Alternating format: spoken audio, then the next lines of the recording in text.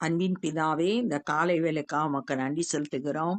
சர்வ வல்லமையுள்ள தேவன் எங்களோடு கூட இருக்கிறீர், எங்களை பாதுகாத்தீர், வழி நடத்துகிறீர், எங்களை போஷிக்கிறீர்.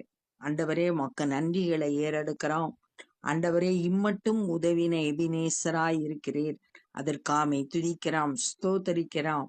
உம்முடைய அன்புக்காய் ஸ்தோத்திரம், உம்முடைய இரக்கத்திற்காய் ஸ்தோத்திரம், உம்முடைய தயவுக்காய் ஸ்தோத்தரிக்கிறோம், துதிக்கிறோம். ஆண்டவரே, மை ஸ்தோத்தரிக்கிறோம்.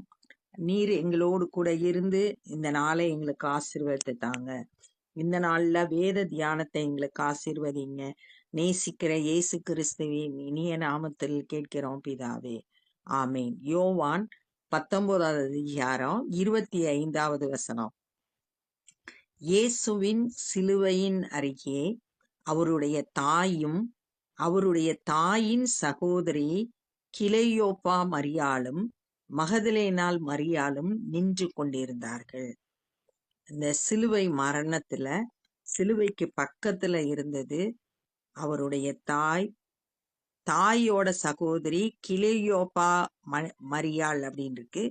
இங்கிலீஷ் பைபிள்ல கிளையோப்பா அப்படின்றவரோட மனைவியாகிய மரியாள் அப்படின்னு சொல்லியிருக்கு. இவங்க தாயோட சகோதரி, அப்படி மரியாளோட சகோதரி அப்படின்னு சொல்லப்பட்டிருக்கு.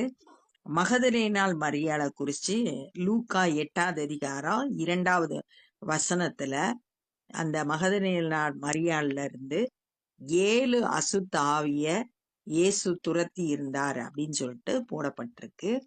அப்ப அசுத்த ஆவினால பிசாசுனால பாதிக்கப்பட்டிருந்த அந்த சகோதரி விடுதலை பெற்ற அவங்க இயேசுவை பின்பற்றுகிறதுல உறுதியா இருந்தாங்க. கடைசி சிலுவை மரண நேரத்துல கூட இயேசுவின் அருகில இருந்தாங்க அப்படின்றத இந்த வசனம் நமக்கு கற்றுக் கொடுக்குது. இவங்கெல்லாம் அன்புனால அந்த இடத்துல பக்கத்துல நிக்கிறாங்க. என்ன நடக்க போகுது அப்படின்றத துக்கத்தோடு அவங்க பார்த்துக்கிட்டு இருக்காங்க. அப்பொழுது இயேசு தம்முடைய தாயையும் அருகே நின்ற தமக்கு அன்பாய் இருந்த சீஷனையும் கண்டு, தாய பார்க்கிறாரு. அங்க தனக்கு அன்பான சீஷன் அப்படின்னு சொல்லியிருக்கிறது யோவான். இந்த சுவிசேஷ புஸ்தகத்தை எழுதின அந்த இயேசு கிறிஸ்துவின் சீஷர்கள்ல ஒருவரான யோவான 2 பேரையும் பார்த்து தம்முடைய தாயை நோக்கி, ஸ்திரீயே, அதோ உன் மகன் என்றார். அவர் தன்னுடைய பொறுப்பை யோவான்கிட்ட ஒப்படைக்கிறார். இதுதான் உன்னுடைய மகன் அப்படின்னு சொல்லிட்டு சொல்றார். உபாகமம் 5வது அதிகாரம் 16வது வசனத்துல இஸ்ரவேல் மக்களுக்கு நியாயப்பிரமாணம் கொடுத்தப்போ, உன்னுடைய வாழ்நாள் நீடித்திருக்கும்படி உனக்கு நன்மை உண்டாகும்படிக்கு தகப்பனையும் தாயையும் கனம் பண்ண அப்படின்னு சொல்லப்பட்டிருக்கு. அந்த வார்த்தையை நிறைவேற்றும்படியா தன்னுடைய தாய்க்குரிய கனத்தை கொடுத்து அவங்கள அந்த கடைசி நேரத்துல கூட பொறுப்பா ஒரு சீஷன்ட்ட ஒப்படைக்கிறத பாக்குறோம். பின்பு அந்த சீஷனை நோக்கி, அதோ உன் தாய் என்றார். சீஷனை பார்த்து இதான் உன்னுடைய தாய் அப்படின்னு சொல்லிட்டு அந்த பொறுப்பை அந்த அன்பான சீஷன்ட்ட ஒப்படைக்கிறார். அந்த நேரம் முதல் அந்த சீஷன் அவளை தன்னிடமாய் ஏற்றுக்கொண்டான். அந்த வார்த்தைக்கு கீழ்ப்படிஞ்சு அந்த யோவான் அந்த மரியாளை தன்னிடமாய் ஏற்றுக்கொண்டாள் ஏற்றுக்கொண்டான். அதன் பின்பு எல்லாம் முடிந்தது என்று இயேசு அறிந்து, எல்லாம் முடிஞ்சிருச்சு, எல்லாம் முடிந்தது அப்படின்னா பிதா அனுப்பின உலகத்துக்கு அனுப்பின நோக்கம், தேவ திட்டம் நிறைவேறி முடிந்தது. உலகத்தோட பாவத்தெல்லாம் இப்ப இயேசு சிலுவையில சுமந்து தீர்க்க போறாரு. அப்ப எனக்கு கொடுக்கப்பட்ட எல்லா வேலையும் நான் செய்து முடிச்சிட்டேன், பிதாவால அனுப்பப்பட்ட நோக்கம் எல்லாம் முடிந்தது அப்படின்னு சொல்லிட்டு அறிந்து வேத வாக்கியம் நிறைவேறத்தக்கதாக தாகமாய் இருக்கிறேன் என்றார். என்ன வேத வாக்கியம் நிறைவேறத்தக்கதாக அப்படின்னு சொன்னா, சங்கீதம் 22 22ல 15வது வசனம் என்ன சொல்லியிருக்கு அப்படின்னா, 22:15 என் பெலன் ஓட்டை போல காய்ந்தது, என் நாவு மேல் வாயோடு ஒட்டி கொண்டது. தாகத்தினால இப்படிப்பட்ட தாவீதின் மூலம் சொல்லப்பட்ட தீர்க்க தரிசன வார்த்தைகள் நிறைவேறும்படியா இயேசு தாகமாய் இருக்கிறேன் அப்படின்னு சொல்றார். காடி நிறைந்த பாத்திரம் அருகே வைக்கப்பட்டிருந்தது. காடி பக்கத்துல இருந்துச்சு, கசப்பானது. அவர்கள் கடற்காளானை காடியில் தோய்த்து ஈசோப்பு தண்டில் மாட்டி அவர் வாயினிடத்தில் நீட்டி கொடுத்தார்கள். தாகத்தோடு இருக்கிற அவருக்கு இவங்க கொடுக்கிறது கசப்பான காடிய ஒரு ஈசோப்பு துண்டுல கடற்காளான மாட்டி அதை அந்த காடியில தோய்த்து அவருக்கு கொடுக்கறாங்க. அவருடைய வாயில் நீட்டினார்கள். யாத்ராகமம் 22வது அதிகாரம் 12வது அதிகாரம் 22வது வசனத்துல இந்த பஸ்கா பண்டிகையை ஆசரிக்கும் போது இந்த ஈசோப்புனால அந்த பலியிடப்பட்ட ஆட்டோட இரத்தத்தை தோய்த்து வீட்டினுடைய நிலைக்கால்கள்ல பூசுவாங்க அப்படின்னு போட்டிருக்கு. அந்த ஈசோப்பு தண்டுல தான் இங்க அந்த காடி முக்கப்பட்ட கடற்காளான மாட்டி அவர் வாயில நீட்டுறாங்க. இது சங்கீதம் 69:21 வேத வசனம் நிறைவேறும்படி நடைபெறுகிறது. அங்க என் ஆகாரத்தில் கசப்பு கலந்து கொடுத்தார்கள், என் தாகத்துக்கு காடியை குடிக்க கொடுத்தார்கள் அப்படின்னு சொல்லிட்டு தீர்க்க தரிசனமாக சொல்லப்பட்ட இந்த வார்த்தை, தாவீதோட வார்த்தைகள் நிறைவேறும்படி இப்படி நடந்தது. இயேசு காடியை வாங்கின பின்பு முடிந்தது என்று சொல்லி, எல்லா ரட்சிப்பின் திட்டத்தை நான் நிறைவேற்றி முடிச்சேன் அப்படின்னு சொல்றார். தலையை சாய்த்து ஆவியை ஒப்பு கொடுத்தார். அப்படி தலை சாய்த்து தன்னுடைய ஆவிய ஒப்பு கொடுத்தார். இயேசு தானா தன்னுடைய இந்த சிலுவை பாடுகளை ஏற்றுக்கொண்டு தன்னை ஒப்பு கொடுக்கிறத இங்க பாக்குறோம். ஏசாயா 53வது அதிகாரம் 12வது வசனத்துல, ஏசாயா 53:12 உலகத்தோட அநேகருடைய பாவங்களை தாமே சுமந்து அக்கிரமக்காரருக்காக வேண்டிக் கொண்டது நிமித்தம் அநேகரை அவருக்கு பங்காக கொடுப்பேன் அப்படின்னு சொல்லிட்டு சொல்லப்பட்டிருக்கு. எல்லாரோட பாவத்தையும் அவர் சுமந்து கொண்டார். சுமந்து எல்லா ரட்சிப்பின் திட்டத்தை நிறைவேற்றி முடிச்சு தன்னுடைய ஆவிய ஒப்பு கொடுக்கிறார்.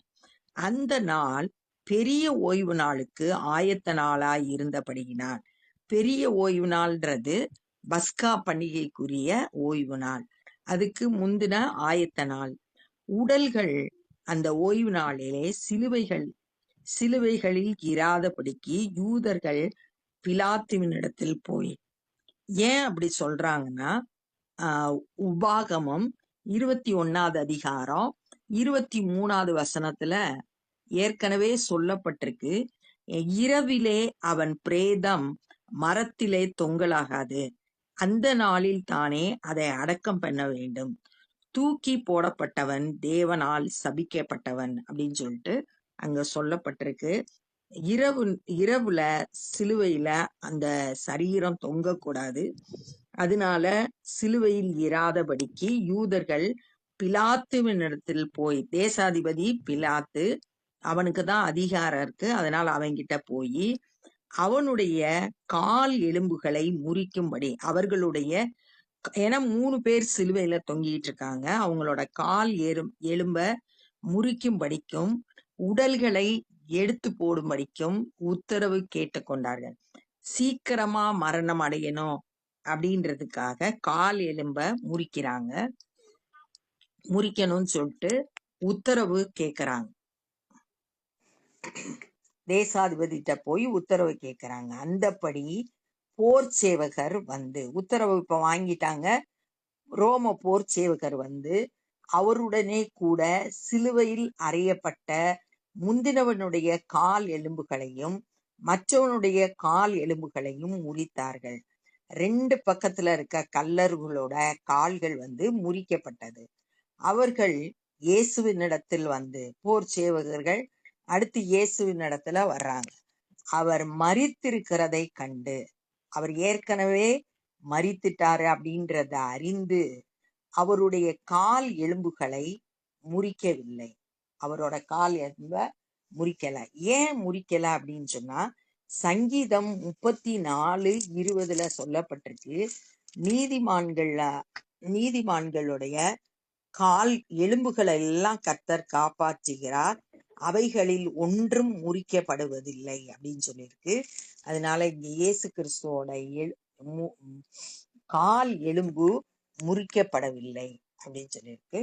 ஆகிலும் போர் சேவகரில் ஒருவன் ஈட்டியினாலே அவருடைய விலாவில் குத்தினான்.